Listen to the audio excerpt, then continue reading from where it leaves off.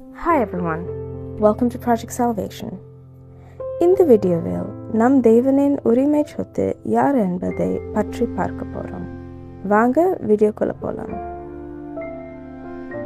Praise the Lord.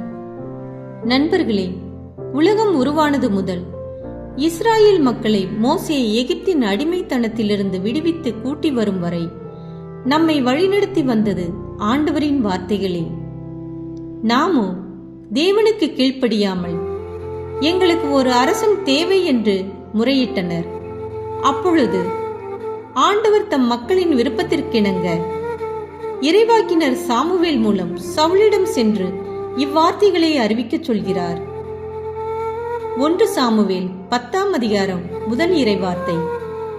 அப்போது Samuel தைல குப்பியை எடுத்து அவர் சவுலின் தலை மீது வார்த்து அவரை முத்தமிட்டு கூறியது, ஆண்டவர் தம் உரிமை சொத்துக்கு தலைவனாக இருக்கும்படி உன்னை தீர்ப்பொழிவு செய்துள்ளார் அன்றோ என்றார்.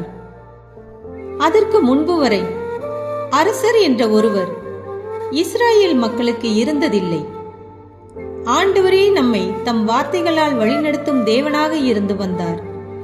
இந்த இறைவார்த்தையில் ஆண்டவர் கூறுவது, தம் உரிமை சொத்துக்கு தலைவனாக சவுலை ஏற்படுத்துகிறேன் என்பதே. யார் அவருடைய உரிமை சொத்து? அவருடைய நாமத்தை அறிந்திருக்கிற நாம் அனைவருமே, நானும் நீங்களுமே பரிசுத்த தேவனுடைய உரிமை சொத்து.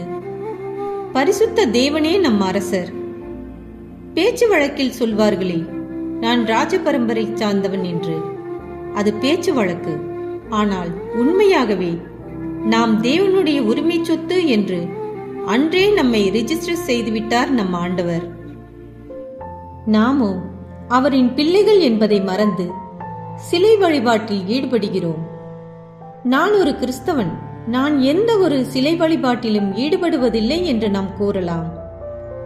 நாம் செய்யும் ஒவ்வொரு தீச்செயலும் சிலை வழிபாடே. தீய வழியில் பொருள் சேர்ப்பது, அடுத்து இருப்பவர்களை சொல்லாலும் செயலாலும் துன்புறுத்துவது, பாவ பழக்க வழக்கங்கள், இவை அனைத்துமே சிலை வழிபாடுதான். இவையே நம் பரிசுத்த தேவனை மறுதலித்து சிலை வழிபாட்டிற்கு சேவை செய்வது. நம் தந்தையின் அன்பும் மற்றும் பரிசுத்தத்தை உணர்ந்தும் நாம் வழிமாறி நடந்தாலும் நம்மை அரவணைக்கும் அவருடைய பரிசுத்த திருக்கரங்களுக்குள் நாம் அடைக்கலம் புகுவோம். ஜெபம். எங்கள் அன்பு தந்தையே இறைவா, பாவச்சேற்றில் விழுந்து எங்கள் அன்பு தந்தையே இறைவா, பாவச்சேற்றில் விழுந்து கிடக்கிறோம் என்று கூட தெரியாமல் மூழ்கிக் கொண்டிருக்கும் எங்களை உமது பரிசுத்த திருக்கரங்களால் எங்களை மீட்டருளும் அப்பா.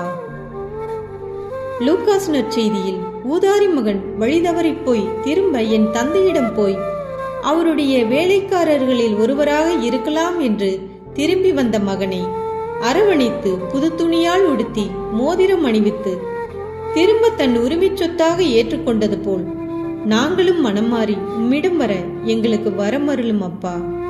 ஆமீன். ஆண்டவரின் சமாதானம் நம் அனைவரோடும் இருப்பதாக. ஆமீன்.